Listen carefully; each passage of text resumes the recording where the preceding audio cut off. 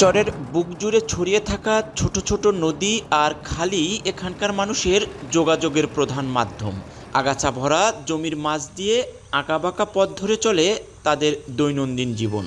এখানেই প্রায় ৬৮৬ একর জমির ওপর গড়ে তোলার কথা কৃষি ও মৎস্যভিত্তিক অর্থনৈতিক অঞ্চল।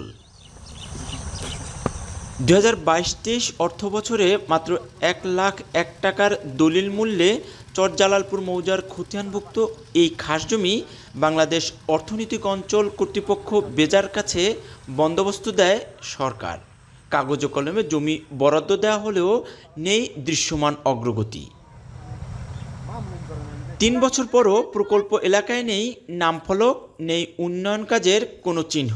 এমনকি কোন জমি প্রকল্পের আওতাভুক্ত তা চিহ্নিত করাও কঠিন।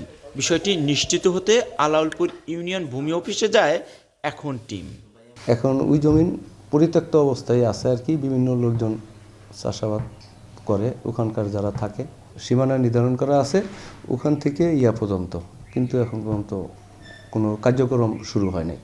মেঘনা নদীঘেরা চরজালালপুর মৌজায় আশ্রয় নিয়েছে নদী ভাঙনে ক্ষতিগ্রস্ত শত শত পরিবার।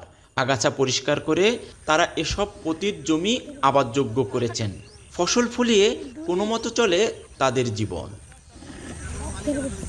এমন অবস্থায় জমিতে শিল্পায়নের পরিকল্পনার খবরে অনেক ভূমিহীন পরিবার পড়েছেন দুশ্চিন্তায়। জমি চলে গেলে কোথায় হবে মাথা গোঁজার ঠাঁই, এই প্রশ্ন তারা করছে তাদের।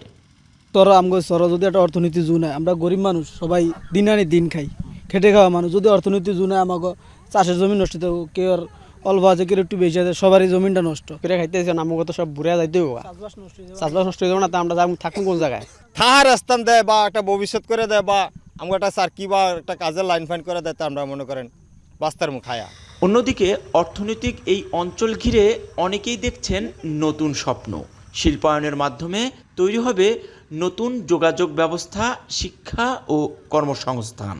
কর্মস্থান দিলে আপনার উন্নয়ন ও সমস্যা নেই, এতে কোনো কেউ বাধা নেই। ঠিক আছে, যদি আপনার বেকারদের কাজ দেয়, যদি কৃষি জমি নেওয়া যায়, তো কাজ দিতে হবে সবাই, বেকার যারা আছে। লয়ে জায়গা সরকার আমার কিছু করার নেই, এটা হলো খাসের জমি। আমরা গরিব মানুষ, আমরা করে খাইতে আইছি, অর্থজন যদি লয়ে যায় তো এলে আমাকে একটা মাতত বাড়ি যাই।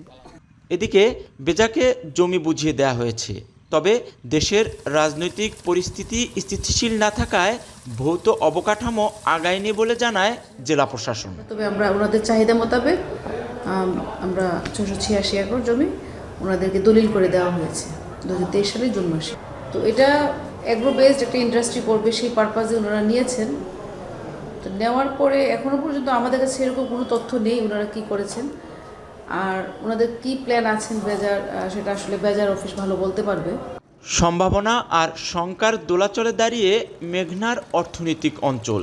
সরকার ঘোষিত পরিকল্পনা বাস্তবে রূপ নিলে বদলে যেতে পারে গোসাইরহাট সহ পুরো অঞ্চলের অর্থনীতি। কাজী মনিরুজ্জামান, এখন শরীয়তপুর।